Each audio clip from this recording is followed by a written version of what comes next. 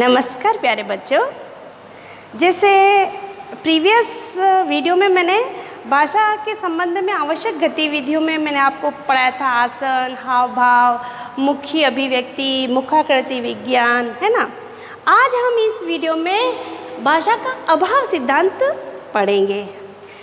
भाषा का अभाव सिद्धांत क्या होता है कि इसमें भाषा की गुणवत्ता को जांचा जाता है, यानी कि लिंग भेद के आधार पर किसी भाषा की गुणवत्ता को जांचा या परखा जाता है। इस भाषा के संबंध में अनेक शोध हो चुके हैं। उन शोध में जेस्पर्सन जो डेनमार्क के थे उन्होंने भी अध्ययन किया। इसके अलावा रॉबिन लेकॉफ ने भी अध्ययन किया। तो रॉबिन लेकॉफ ने लैंग्वेज और जेंडर डिफरेंस के आधार पर इसका अध्ययन किया। तो उन्होंने पाया कि जो महिलाएं होती है वो किसी समस्या या रुकावट आने पर उसकी भाषा है ना इतनी प्रभावशाली नहीं रहती। यानी कोई समस्या या कोई रुकावट आ गई तो महिलाएं क्या कर देती है, अपनी भाषा को विकृत कर देती है। लेकिन जो पुरुष होते हैं वह अपनी भाषा को प्रभावी ढंग से व्यक्त कर सकते हैं। यानी कि उन्होंने भाषा को क्या कहा, पुरुष केंद्रित बना दिया और महिलाओं को थोड़ा निम्न स्थान दिया। यानी कि महिलाएं क्या होती है, वो भाषा प्रयोग में थोड़ी कम निपुण होती है। यानी कि कोई समस्या आ गई, कोई रुकावट आ गई तो वह अपनी अभिव्यक्ति प्रभावशाली ढंग से नहीं करती। इसी तरह से जेस्पर्सन ने भी 1922 में रिसर्च किया। तो उन्होंने कहा है कि महिलाओं का जो भाषा का पैटर्न होता है और पुरुषों का जो भाषा का पैटर्न होता है वो डिफरेंट होता है, वो अलग अलग होता है। तो उन्होंने अपनी पुस्तक English of the grammar of English में चौथा भाग था द वुमेन। तो उनमें उन्होंने इस भाषा के संबंध में महिला और पुरुष की अलग अलग विभिन्नताओं को प्रकट किया है। तो सबसे पहले उन्होंने कहा था कि जो पुरुष होते हैं वो अपनी भाषा प्रभावशाली ढंग से व्यक्त कर सकते हैं बजाय महिलाओं के। महिलाएं जो होती है वो भाषा में क्रिया विशेषण शब्दों का अधिक प्रयोग करती है, जैसे जस्ट, प्रीटी, नाइस, इस तरह से क्रिया विशेषणों का ज़्यादा प्रयोग करती है। लेकिन और महिलाएं मतलब कि शब्द की आविष्कारक भी होती है, फटाफट शब्दों को गढ़ लेती है। लेकिन वो जो शब्द व्यक्त करती है ना उसमें रूढ़िवादिता झलकती है।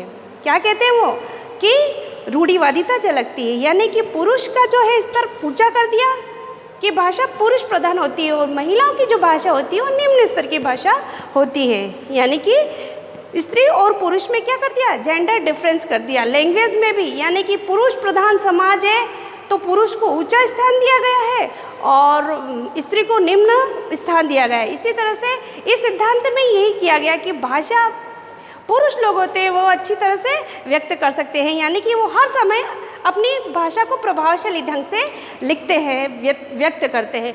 लेकिन महिलाएं इस काम में थोड़ी अनिपुण होती हैं, यानी कि वो अपनी निपुणता का थोड़ा कम प्रयोग करती है।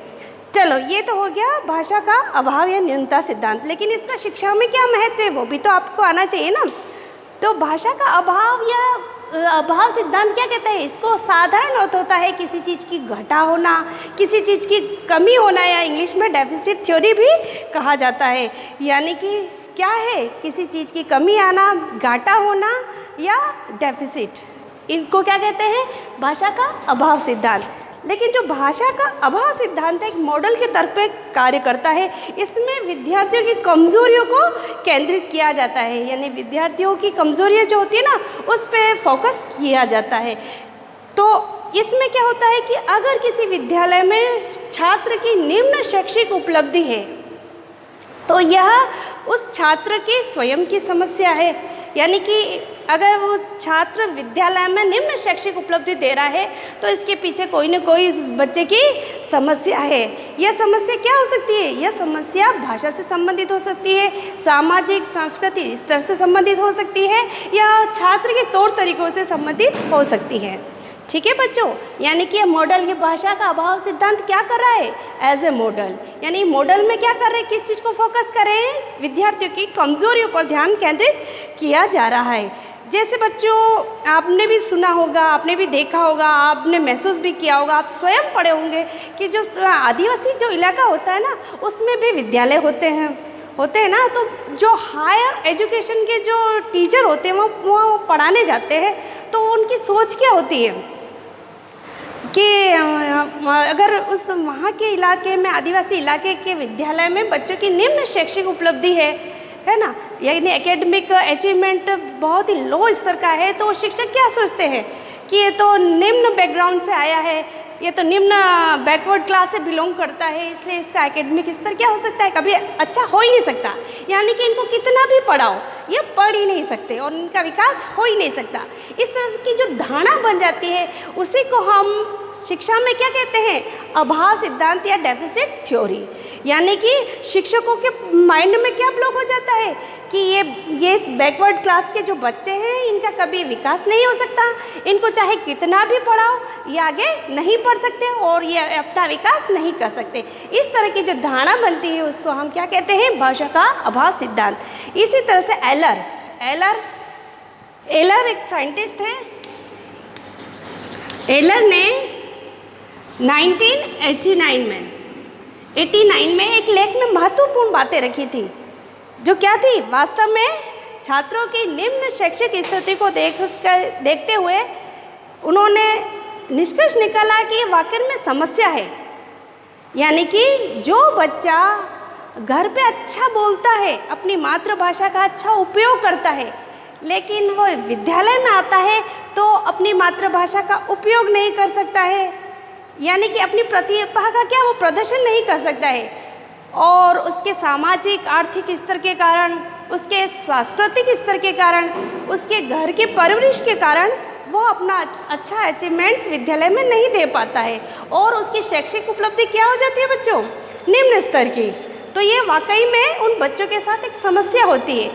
और शिक्षक क्या करते हैं, शिक्षक ये चाहते हैं कि हमारे तो सब बच्चे अच्छे बने, यानी सबका जो अचीवमेंट है वो सब अच्छा हो, यानी निम्न स्तर के बच्चे तो उन शिक्षकों को चाहिए नहीं। तो ये सोच किस में बन जाती है, जो शहरी क्षेत्र से आदिवासी इलाके में पढ़ाने जाते हैं उन शिक्षकों की जो सोच बन जाती है कि इन बच्चों का कभी विकास नहीं हो सकता, और वो प्रयत्न ही नहीं करते उन बच्चों को आगे लाने का, है ना। और वो क्या थोपते हैं कि ये बच्चे ये कभी विकसित नहीं होंगे, यानी कि ये धारणा क्या हो गई उनके माइंड में बैठ जाती है। ये धारणा माइंड में बैठ गई तो ये नहीं कि अभाव या न्यूनता सिद्धांत। तो जो एलर है उन्होंने शोध किया कि ऐसे बच्चों को आगे लाना चाहिए। सबकी अलग अलग, देखो हर कक्षा में, यानी कि हर कक्षा में व्यक्तिगत विभिन्नताएं विद्यमान होती है, कोई भी एक कक्षा अपने आप में परिपूर्ण नहीं होती, उसमें सब स्तर के बच्चे मिलते हैं, जैसे प्रतिभाशाली है, मंद बुद्धि है ना, सब तरह के बच्चे मिलते हैं। कोई पिछड़े हुए बालक है, कोई बातूनी बालक है, कोई अपराध भी करते, चोरी छोटी मोटी चोरी भी करते, ऐसे भी बालक होते हैं। लेकिन कक्षा में सब बच्चों को लेके चलना एक शिक्षक का दायित्व होता है। लेकिन अभाव और न्यूनता वाले सिद्धांत जिसके माइंड में ब्लॉक है, वो शिक्षक क्या करते हैं, उन बच्चों पे कोई ध्यान ही नहीं देते, यानी पिछड़े हुए हैं तो पिछड़े हुए रहेंगे और वो आगे पढ़ाने का प्रयत्न ही नहीं करते। तो एलर महोदय कहते हैं कि इन बच्चों को ऐसे बच्चों को शिक्षक को आगे लाना चाहिए। ये बच्चे अपने घर के वातावरण में अच्छा प्रदर्शन कर रहे हैं, यानी मातृभाषा में अच्छा प्रदर्शन कर रहे हैं, लेकिन क्या वजह है कि वो विद्यालय में नहीं पढ़ पाते हैं। तो ये शिक्षक का दायित्व है कि उनको आगे लाना चाहिए, उनकी मातृभाषा का सम्मान करना चाहिए, आदर करना चाहिए, और उनकी मातृभाषा के आधार पर ही उनको मानक भाषा सिखानी चाहिए, है ना।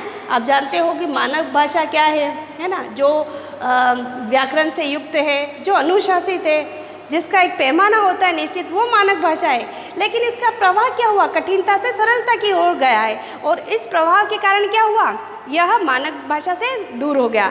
अगर इस प्रवाह का जिस भाषा में अभाव होता है तो वो मृत प्राय भाषा मानी जाती है।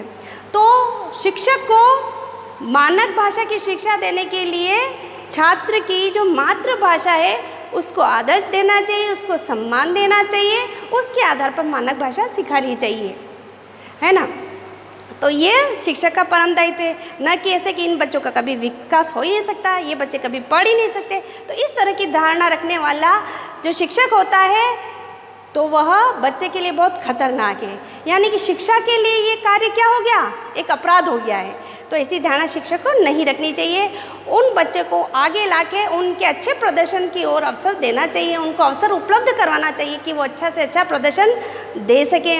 अगर शिक्षक सोचता है कि इसका विकास नहीं हो सकता है, ये कभी आगे नहीं बढ़ेंगे, तो ऐसे विद्यार्थी, ऐसे क्षेत्रों में ऐसे विद्यार्थी हमेशा पिछड़े ही रह जाते हैं और वो कक्षा में आने से कतराते हैं कि हमारी जो शिक्षक है, शिक्षिका है, हमें आगे बढ़ाने का प्रयत्न नहीं करते और उनकी धारणा है कि ये बच्चा कभी पढ़ नहीं सकता। तो वो क्या करते हैं, जी चुराने लगते हैं पढ़ाई से, यानी कि अधिगम क्षमता जो होती है उनकी कमज़ोर बनती रहती है ना।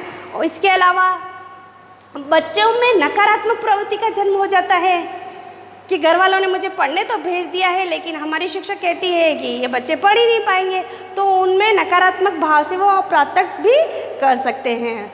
और शिक्षक, ऐसे इलाकों में शिक्षक बच्चों को आगे लाने का अवसर ही नहीं देते, है ना। तो उनको आगे लाने का अवसर देना चाहिए। शिक्षक को हमेशा सारे बच्चों को लेकर शिक्षण अधिगम प्रक्रिया करवानी चाहिए। व्यक्तिगत विभिन्नता सब में होती है, यहाँ तक कि दो जो सगे भाई होते हैं या जुड़वा भाई बहन होते हैं या भाई भाई होते हैं, उनमें भी व्यक्तिगत विभिन्नता पाई जाती है। अतः शिक्षक को यह नहीं सोचना चाहिए कि मेरे कक्षा में सब बच्चे अच्छे ही पढ़े, बुरे बच्चे हो ही नहीं, लेकिन यह असंभव है इस प्रकृति में, क्योंकि प्रकृति का नियम है कि सभी अलग अलग है, सभी की व्यक्तिगत विभिन्नता पाई जाती है। तो बहुभाषिकता के आधार पर हमें शिक्षण अधिगम प्रक्रिया करवानी चाहिए। ठीक है बच्चों, आज तक के लिए नमस्ते।